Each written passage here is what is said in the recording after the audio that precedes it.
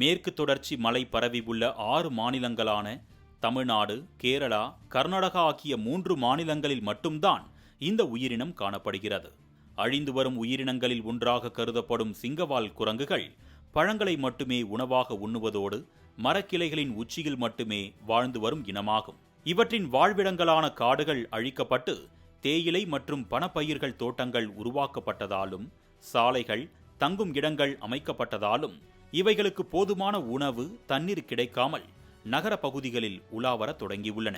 குறிப்பாக கொடைக்கானலுக்கு வரும் சுற்றுலா பயணிகள் அளிக்கும் உணவுகளுக்காக காத்திருக்க வேண்டிய அவல நிலைக்கு இவை தள்ளப்பட்டுள்ளன. கொடைக்கானல் மலைச்சாலைகளின் ஓரங்களில் சுற்றுலா பயணிகள் வீசி எறியும் உணவுக்காக காத்திருக்கும் இவைகள் சில சமயம் ஒவ்வாமையால் உயிரிழக்கும் நிலையும் ஏற்பட்டிருப்பதாக கூறப்படுகிறது.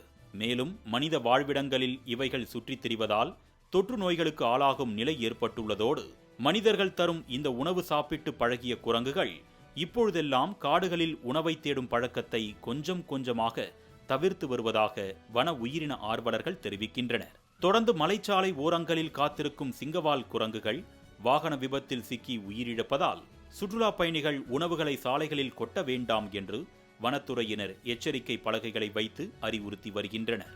இதுபோன்ற அரிய வகை குரங்குகள் வனப்பகுதியில் இருந்து மக்கள் வசிக்கும் பகுதிக்கு அதிகம் உலா வருவதால் வனப்பகுதியில் உணவு சங்கிலி மாற்றம் ஏற்பட்டு விரைவில் அவைகள் அழிந்துவிடும் அபாயம் உள்ளதாக வன ஆர்வலர்கள் எச்சரித்துள்ளனர்.